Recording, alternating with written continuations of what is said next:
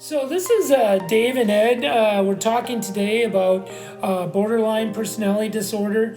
We're just having a discussion on how it affects Dave's everyday life, his family, his friends, all these different symptoms. And if you're listening to this for the first time, there is a podcast previous that shared a lot of David's insight of how BPD and addiction and PTSD all coincide in the same type of behaviors and also recovery. Welcome, Dave. The symptoms are the fear or perceived fear of abandonment. Can you share a little bit about that for me? That's probably one of the worst ones I deal with. Or what I think sprout out as coping mechanisms as a result of the fear of abandonment, right? Sure. So, in my opinion, and again, I'm not a therapist, in my opinion, my parents were not emotionally available to me as a child. Wow. Right? I'm not blaming my parents. This is not a, bash my parents kind of session, right? But I don't feel that they were emotionally available to me. Now, with the fear of abandonment, it could be real or it could be perceived. Because the person with borderline, perception's reality, right? Whether it actually is true or not, whatever their perception is, that's reality for them, right? So I think it started there. Is there a particular event that you can remember that kind of started that feeling of abandonment and your parents not being present for you? A series of them. A couple come to mind, right? So I was the youngest of four. Sure. And I got four boys, no less. It's kind of funny because I was supposed to be a girl, and here I came out of the womb as a boy. Yeah, surprise! Looking different so much for the answers, so anyway, I think because there's a 9-year span between me and my eldest sibling, I think that my parents were too emotionally involved with my elder siblings to really give me the time and the attention that I needed, because they were teenagers at the time, and I don't know about you, but I've got to experience the teenage years of my children, and that takes a lot of work, and sometimes that's all the energy you have for the day, right? Is taking care of those teenagers and the hormones and stuff that come with that. So you don't necessarily have time for the other children, sure. Right? So I think that was part of it. I think there was an incident too when I was in kindergarten. So what are you, 5 when you're in kinder? Yeah, between let's say 4 and 5, right? Because so I went to the bus stop. We lived in the middle of town. I went to the bus stop and missed the bus somehow. So I don't know if I was late. I don't know if the bus, just forgot. I got nothing, right? So, but I missed the bus. And so I went back home to, because I didn't know what to do. And the struggle is nobody was home. And I didn't want to call my dad because I'd probably get punished for missing the bus, right? And I'd probably get a good ass whooping, and that would create its own issues, right? Right. And so, there's fear there, right? There's a fearfulness there. So I didn't want to bother, try to find him, right? Because I would have had to call around and try to find him. And of course, that would require that I actually knew anybody's phone number. But it was long before the age of cell phones. And then it wouldn't have done me any good to call my mother because she didn't drive. So she didn't learn how to drive until she was 35. And at 35, well, it was after I was in kinder, I guess. I can't remember exactly when she had me. And so anyway, I think it was like 5 years before she went on to drive or something. But so I felt completely abandoned and alone. Here I am, this 5-year-old kid, missed his bus, and knew the importance of getting to school. It wasn't because I really wanted to go to school, but it was more of I was afraid of the ass whipping that I would have gotten if I missed school. And so I huffed it to school. It was 2-3 miles maybe. But for a 5-year-old kid, that's far. Big deal. The big deal was I felt completely alone and didn't know what to do. One, because I had an abusive parent, so there was tons of fear, and then two, I had a passive parent that wouldn't have helped me. So, here I am all alone, which essentially is what abandonment is, right? That constant feeling of being alone. And then it just goes on from there, right? So the fear of punishment really must have resonated in your home a lot, huh? Oh my God, it was horrible. And I would, yelled at, screamed at constantly. I witnessed it a great deal. I had a couple of brothers. It was funny because I had two brothers that were what I would consider troublemakers. You know what I mean? I'm not saying it was intentional or not, but they got in a lot of trouble, right? And, it's easy to look back, in your 40s, right? Because I'm in my mid-40s now, and say, oh, yeah, it was all their fault. So I witnessed them getting verbally and physically abused as well, beyond my own, enduring my own. But, there's always that one child, right, who is perfect, and that was not me, who never got in trouble, So I had one sibling that was like, goody two-shoes. I don't know what his deal was, but he seemed to have escaped the axe, if you would, that the rest of us endured. And maybe, and I can't remember, but anyway, that's kind of what it feels like right now. Sure. So how does abandonment affect your life now? Like you said, you're an older man now. You've had children. You've actually been married or are still married. I'm not. How does it affect your life now? Yeah, so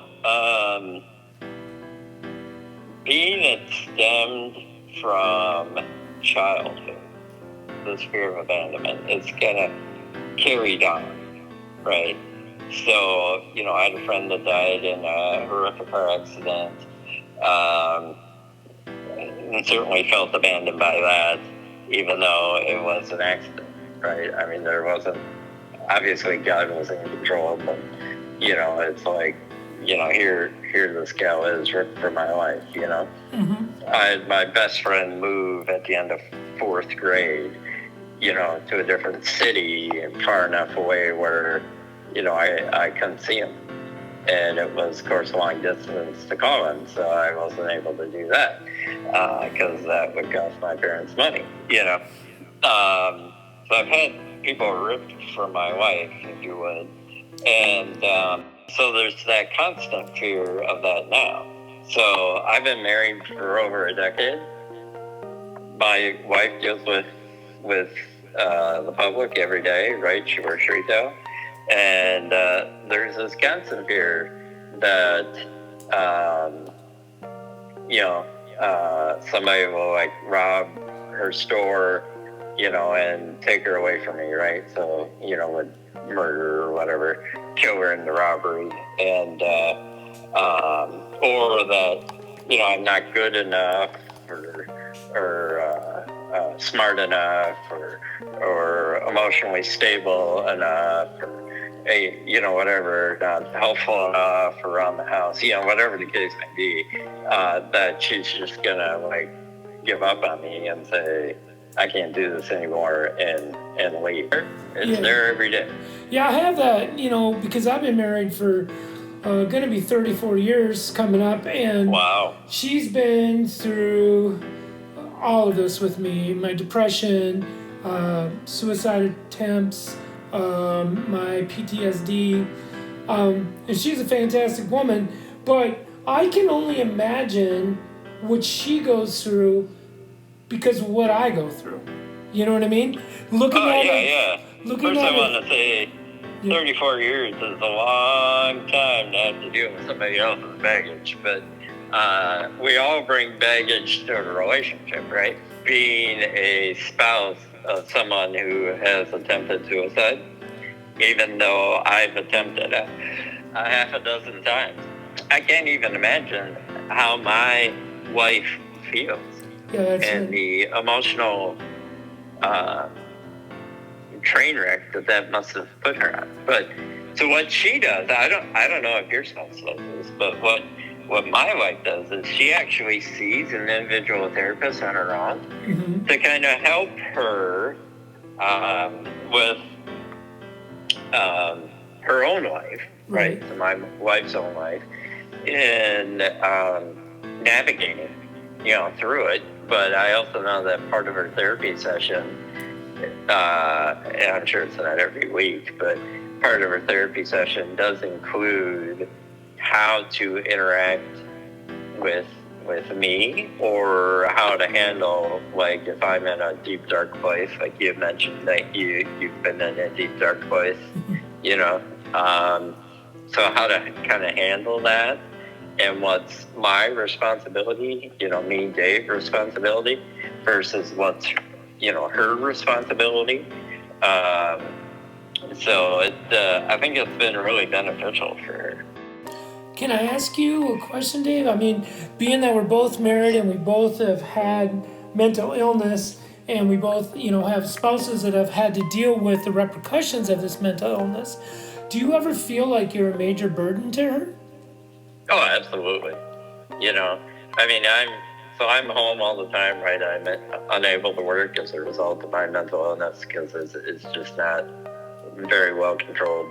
That being said, I do want to, as I alluded to earlier, my explosive anger is fairly well controlled, but, some of these other things like the depression and stuff are just, they just like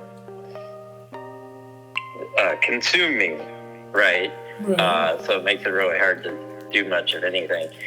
So I try to do what I can around the house. I can, do some laundry. I can put dishes in the dishwasher, things like that. So I try to contribute the best I can, knowing that her love language, if you've never taken the Gary Chapman love language, but her love language is around acts of service. So I'm trying to do things to maintain the home, since I'm home. Right. So those things aren't a burden for her when she gets home every day,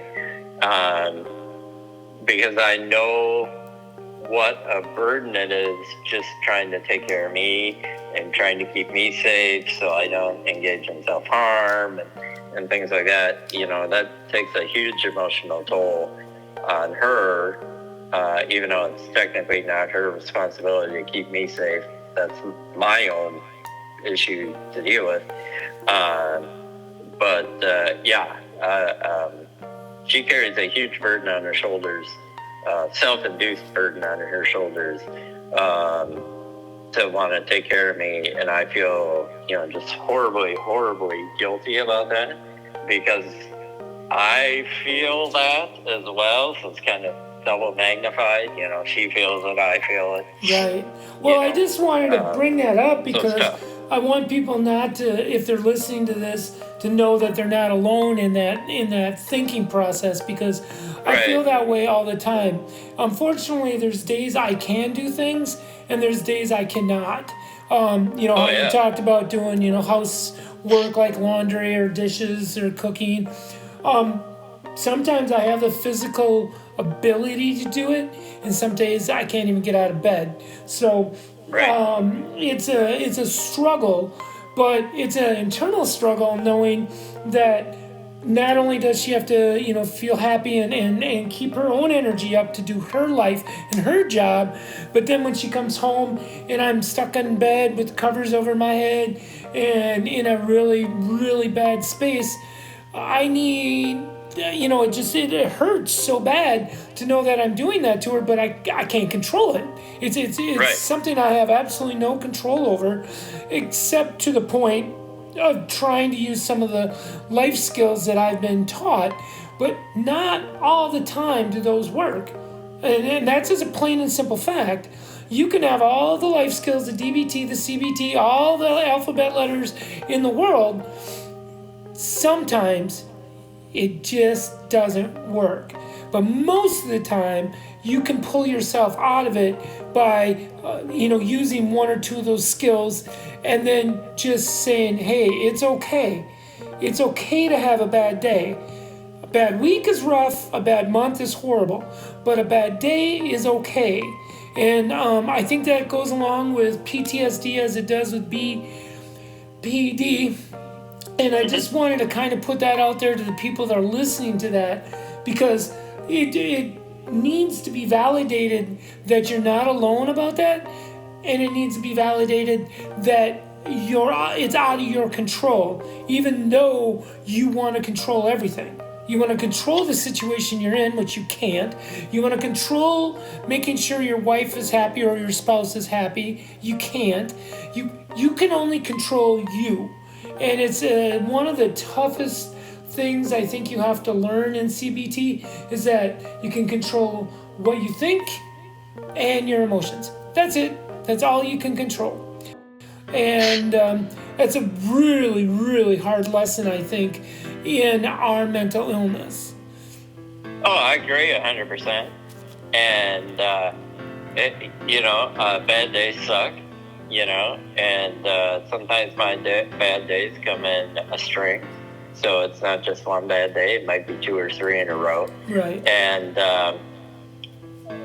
but then, I kind of bounce back and I'm fine for a few days. I actually cycle, which is kind of interesting. So every 3 weeks I have at least 1 or 2 bad days in a row, and then I'm okay for like 3 weeks. And then, I may split on her. And, for people who don't know what that is, it's, you idolize somebody, right? So I think my wife is the greatest person in the world, and then you split on them and you think they're completely evil and you hate them. And, But that goes back to the abandonment, doesn't it? Because you're worried about her leaving. Right. And so that's a sucky, really sucky effect of having borderline. But, just to get back what you're saying, it's, bad days happen. And sometimes, and I hate to say it this way, but this is how I feel. It's sometimes that illness just kind of... Your mental illness is a disease, and you have to treat it like a disease, right? Yeah, exactly. And that's a hard thing to swallow sometimes. You have a disease.